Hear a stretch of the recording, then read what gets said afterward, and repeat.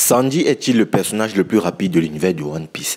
En effet, sur Onigashima, les pouvoirs latents du Germa de Sanji se sont enfin éveillés, lui conférant ainsi une résistance telle celle d'un Lunaria et une vitesse qui le rend pratiquement invisible. Maintenant, avec tout ça, on peut donc se poser la question, est-ce que le personnage de Sanji est-il réellement le personnage le plus rapide de l'univers de One Piece? Je vais répondre à cette question dans la suite de la vidéo. Bonjour à toutes et à tous. J'espère que vous allez bien, que tout se passe pour le mieux pour vous. Bienvenue sur la chaîne, je suis Animarium. Aujourd'hui, on se retrouve pour une nouvelle vidéo sur l'univers de One Piece. Et aujourd'hui, on ne va pas uniquement parler du personnage de Sanji et voir si c'est le personnage le plus rapide de l'œuvre, mais on va parler des rapports de force dans chaque domaine. Ou plus précisément, on va déterminer les cas qu'il existe entre le niveau commandant d'empereur, le niveau amiral et le niveau Yonko. Bon, on va s'arrêter là, même si je pense qu'il y a un niveau au-dessus du niveau Yonko, tel le niveau Yonko, plus que beaucoup attribués au personnage de Barbe Blanche, même si je pense que des personnages tels que Monkey D. Dragon, Loki, Shamrock, Shanks et même Mihawk ont atteint substantiellement ce niveau. Et je pense aussi qu'il existe un niveau encore plus, le niveau roi des pirates, ce niveau que j'attribue aux personnages tels que Monkey D. Garp et Gold Roger. Et il y a même encore, à mon avis, un niveau dessus, un niveau de Rox Dick Zebek, et un niveau encore au-dessus du celui de Rox Dick Zebek, qui pour moi est le niveau de Joy Boy, de, on va dire, Nika, de Imu, de Luffy à la fin de... Bref, vous comprenez un peu tout le bordel. Mais là, on va s'arrêter au niveau Yonko et on va essayer de réaliser le réel écart qu'il existe entre le niveau commandant d'empereur, si vous voulez, le niveau YC1 et le niveau Yonko. Et là, je vous assure, il existe réellement un vrai gros gouffre entre le niveau premier commandant d'empereur et le niveau Yonko. Mais pour l'heure, on va parler du personnage de Sanji. On va essayer de voir si le personnage de Sanji est réellement le personnage le plus rapide de l'œuvre. Les amis, on va entrer dans le vif du sujet de notre vidéo sans plus tarder. Bon, Sanji est-il réellement le personnage le plus rapide de l'œuvre One Piece? Franchement, les gars, cette question, rien que de la poser, moi je me dis, ouh.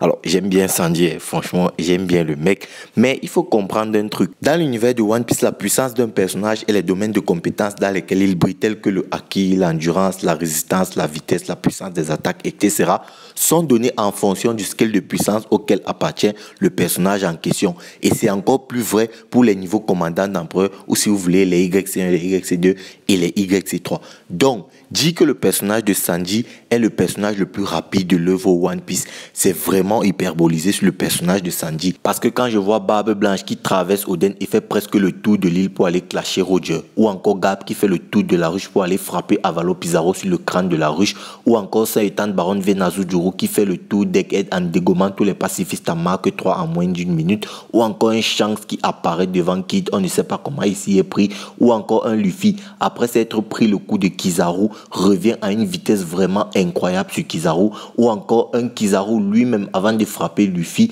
qui prend vraiment un élan sortant de l'île Egghead et revient sur Luffy avec une vitesse éclair, c'est-à-dire la vitesse de la lumière, il réussit à frapper Luffy. Moi je me dis quand même que là, avec tout ça, dit que le personnage de Sanji c'est le personnage le plus rapide de l'œuvre, c'est vraiment exclure tous ces personnages là et sous-estimer clairement leur vitesse. C'est d'ailleurs pourquoi je vous ai dit en début de vidéo, les prestations, les performances des niveaux YC1, ou en tout cas les performances et les prestations des niveaux commandant d'empereur, c'est impressionnant pour les niveaux commandant d'empereur. Même si l'animé a sublimé ces combats-là, même si l'animé a sublimé la performance des niveaux commandant d'empereur, ça ne reste qu'impressionnant pour les commandants d'empereur.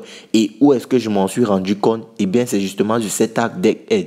Étant donné que si on revient sur ce qui s'était passé sur Whole Cake Island, là où on voit le combat entre Luffy, Gill-Force, Snake Man versus Katakuri, tu as un Katakuri qui nous avait vraiment mis plein la vue avec son HDO. C'est-à-dire avec son HDO, le mec arrivait quand même à voir 2 secondes dans le futur. Surtout qu'en ce moment, on développait un peu plus c'est quoi le HDO plus le HDO avancé. Le mec arrivait à prédire les attaques d'un Luffy, Gill-Force, Snake Man quand même, ce qui est quand même assez incroyable. Et donc, Katakuri nous avait vraiment mis plein la vue, surtout que l'animé avait vraiment sublimé de fou ce combat. On se disait, waouh, le personnage de Katakuri en termes de HDO, il n'est pas loin d'avoir le meilleur HDO de l'œuvre One Piece.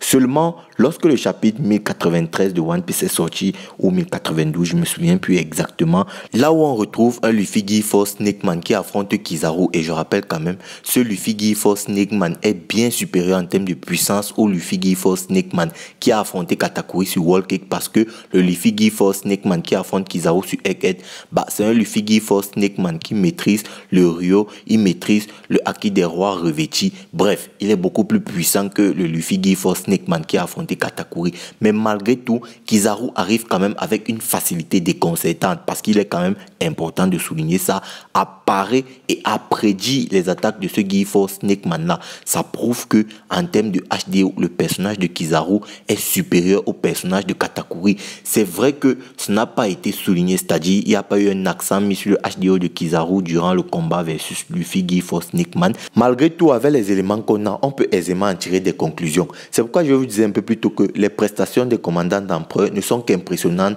que pour les commandants d'empereur.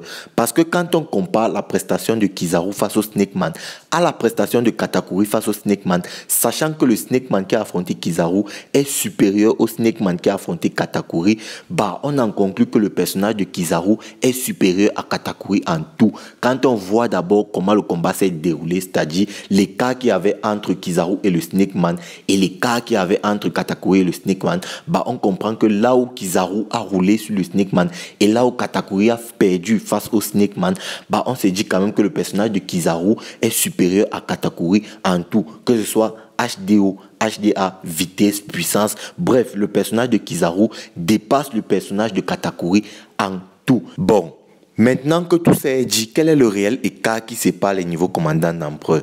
J'aimerais quand même préciser que ici ça diffère en fonction de l'équipage de l'empereur choisi. Par exemple, si on se réfère à l'équipage de l'empereur Big Mom et qu'on essaie de faire une comparaison entre ses commandants, sur une échelle de 1 à 10, si je mets Katakuri à 10, je mets Smoothie à 8 et Cracker à 5,5. C'est-à-dire si un combat entre Cracker le niveau YC3 et Smoothie le niveau YC2, pour moi, c'est une victoire de Smoothie avec une difficulté moyenne, c'est-à-dire mid-diff pour Smoothie. Maintenant, si un combat entre Smoothie et Katakuri, c'est un mid-diff qui tend vers le high-diff pour le personnage de Katakuri. Parce que quand on voit quand même les atouts du personnage de Katakuri, on se rend compte que le mec possède et maîtrise le HDO avec sa forme avancée. Il a éveillé son fruit du démon. Il maîtrise le HDR. Il a un très bon HDA. Donc, je ne vois vraiment pas comment Smoothie pourrait-elle faire pour mettre en difficulté le personnage de Katakuri. Encore pire pour le personnage de Cracker. C'est presque impossible que Cracker puisse mettre le personnage de Katakuri en difficulté. Bon, c'est plus ou moins pareil pour l'équipage au 100 bêtes, parce que si je mets King à 9,5, je mets Queen à 8 et je mets Jack à 5,5, 6. Bon, pour moi, Jack, Cracker, c'est plus ou moins le même niveau. 5,5, 6, c'est plus ou moins pareil. Par contre, je considère quand même que Queen est un peu supérieur à Smoothie en termes de puissance, parce que quand on regarde dans les faits, déjà si on veut comparer Jack à Queen, on se rend déjà compte que rien que de par leur fruit du démon, les deux se valent plus ou moins en termes de violence. Bon, moi je pense quand même que Queen en termes de puissance physique, en termes de puissance brute, est un peu supérieur à Jack. Et c'est littéralement le seul domaine dans lequel on peut comparer les deux personnages, parce que en termes de HDA, pour moi Queen écrase Jack.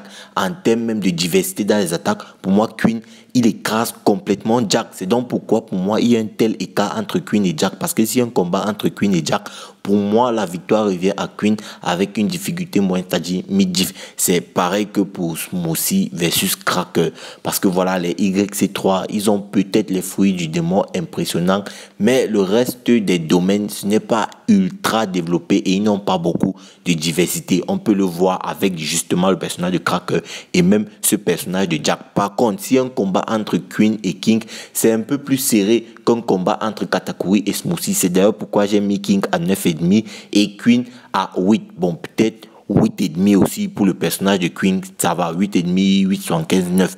Bon, c'est pour vous dire que l'écart, il est quand même assez réduit, parce que je considère que Queen, même si il n'est pas aussi puissant que King, même si le combat entre Queen et King, ce n'est pas un extrême diff, je considère quand même qu'il peut lui donner un certain combat. Donc pour moi, King l'emporte face à Queen avec une difficulté, on va dire, high. Maintenant, là où l'écart entre les niveaux commandant d'empereur, il est vraiment réduit, c'est dans l'équipage au chapeau de paille. Parce que si on compare directement les personnages de Zoro et Sanji, même si moi, je considère que le personnage de Zoro, il est plus puissant, mais vraiment de rien au personnage de Sanji, parce que je sais qu'il y en a beaucoup qui voient l'écart entre Zoro et Sanji vraiment significatif, mais pour moi, il n'est pas aussi significatif. Parce que si on essaie de les comparer sur les domaines respectifs de l'univers de One Piece, moi, je dirais déjà que le seul domaine là où Zoro dépasse, mais vraiment de façon significative, le personnage de Sanji, c'est dans les techniques offensives. Pour moi, Zoro, il est très, très offensif. Et c'est là où il surclasse vraiment Sanji de façon visible. Mais dans les autres domaines, c'est plus ou moins égal. Et il y a même des domaines dans lesquels Sanji dépasse, tels que la vitesse. Sanji, il est plus rapide que Zoro. Ou encore dans le HDO. Le HDO de Sanji est supérieur à celui de Zoro. Bon, bien évidemment, peut-être que, théoriquement, l'œil fermé de Zoro cache un HDO impressionnant. Bon, ça, ce n'est que théorique, il n'y a pas de problème. Mais que ce soit la résistance, l'endurance, déjà, Sanji, il est plus résistant que Zoro.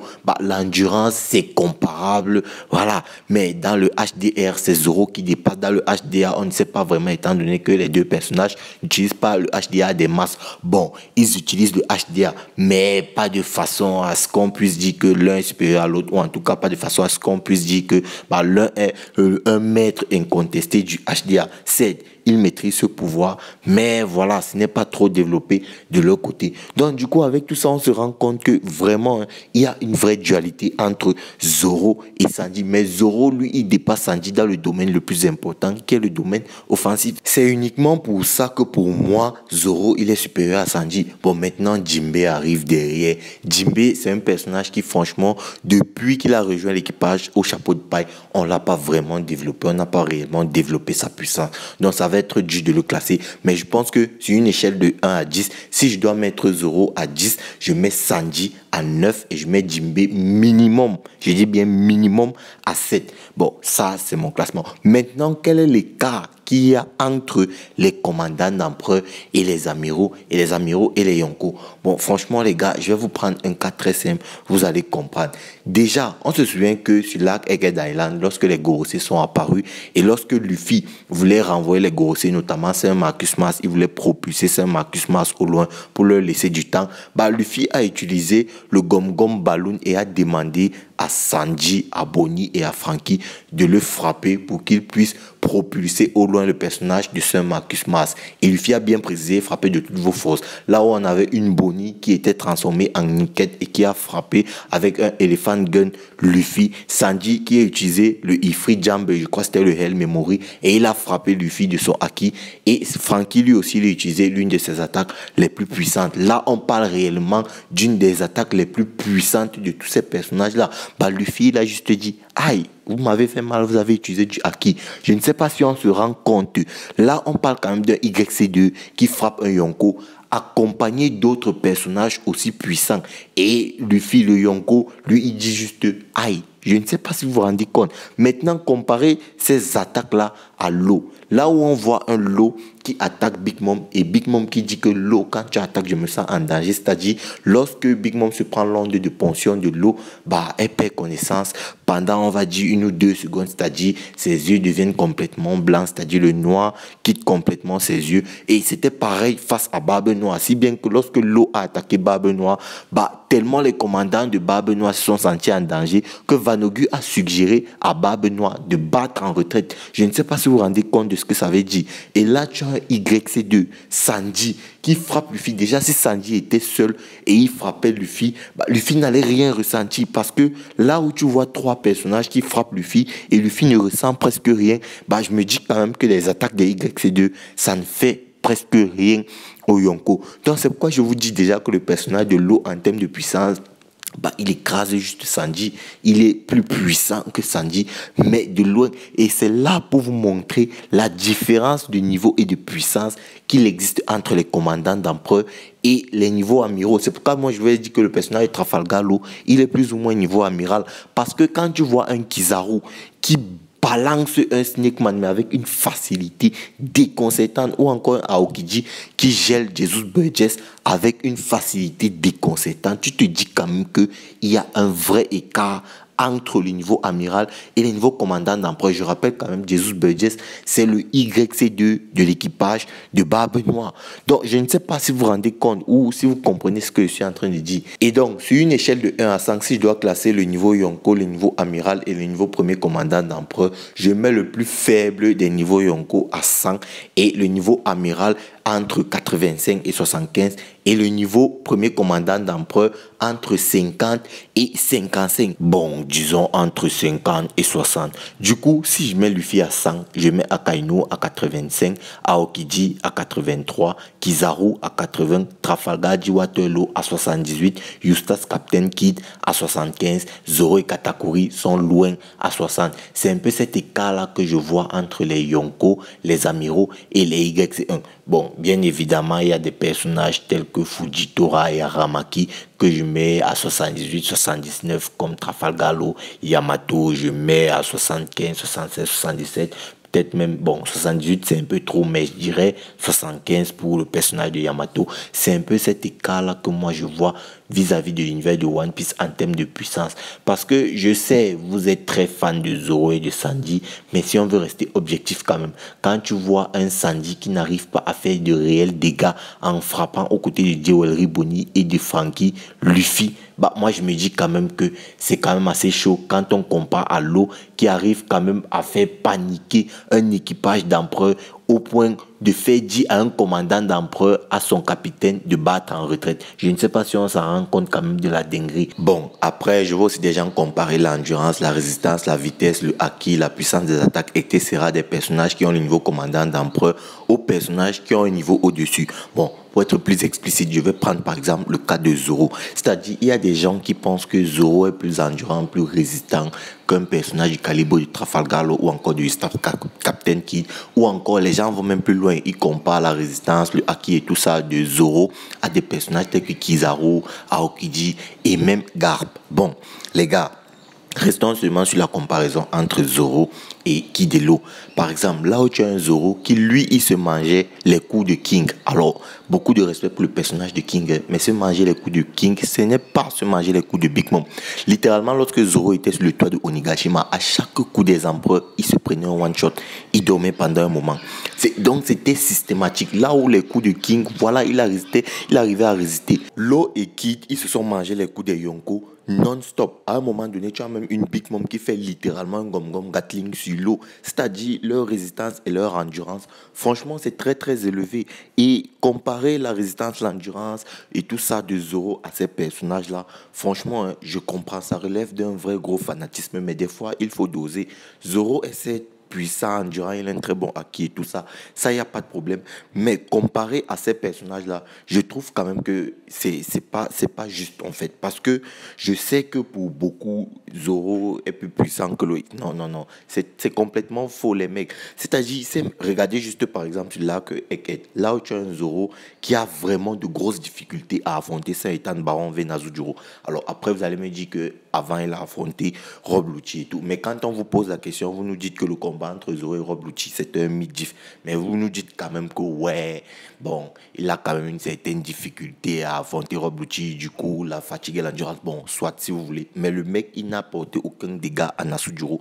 Imaginez l'eau à la place, c'est-à-dire ce lot-là qui a mis en difficulté Barbe Noire au point où Vanogu a suggéré à Barbe Noire de battre en retraite. Ce même lot qui a mis en difficulté Big Mom. Franchement, les mecs, doser un peu. Zoro est très endurant, mais comparé à ces gars-là, c'est pas possible. Ou encore Kizaru. Kizaru se mangeait les coups de Luffy. Pim, pim. Si c'était Zoro, c'était un one-shot. Je vous le dis clairement. Si c'est un commandant d'empereur, il se fait one-shot. Parce que c'est comme ça que l'auteur a dessiné son manga. J'ai envie de dire, l'attaque ultime d'un niveau commandant d'empereur, bah, c'est un coup de poing induit de acquis de l'armement d'un empereur. Parce que, franchement, à chaque fois... D'ailleurs, Zoro, c'est le seul personnage qui est descendu du toit de Onigashima, momifié, parce qu'il se prenait les coups des empereurs. Après, vous allez me dire, il a tanké l'attaque de Big Mom et Kaido. Mais c'était pendant une seconde, les mecs. Souvenez-vous même sur Onigashima, tu as Luffy qui de l'eau qui sont restés comme ça lorsque Kaido attendait. Les mecs, ils ont préféré se jeter sur les boules de feu de Kaido, histoire de dire, ça ne nous fait littéralement rien. Même Zoro les a trouvés complètement perchés. C'est-à-dire, les mecs, ils se mangeaient les coups des commandants d'empereur. Franchement, comparer la résistance, l'endurance, le haki des YC et tout ça. Parce que oui, pour les Mugiwara, ça sera toujours beaucoup plus développé. Puisque ce sont les acteurs principaux, il n'y a pas de problème. Mais quand tu vois l'eau défaire le pouvoir du commandant de Barbe Noire, là, de Dokyo, voilà, et il dit que mon combat contre les empereurs m'a appris que le haki, voilà, ça avait des propriétés vraiment incroyables. Pour moi, les mecs comparaient l'endurance et la résistance de Zoro à des personnages tels que les amiraux. Là, on voyait quand même sur Marineford Akainu se manger les coups de tremblement de Barbe Blanche, même Aokiji et Kizaru. Franchement, on dit que Zoro a la même résistance que ces mecs-là. Je vous dis quand même que les mecs, vous abusez un peu. Et pire, il y en a qui comparent la résistance et l'endurance de Zoro à un personnage tel que Garp. Je dis même Garp vieux. Hein. Franchement, je pense que vous ne vous en rendez pas compte. Les coups des YC1, ce ne sont pas les coups des amiraux, ce ne sont pas les coups des empereurs.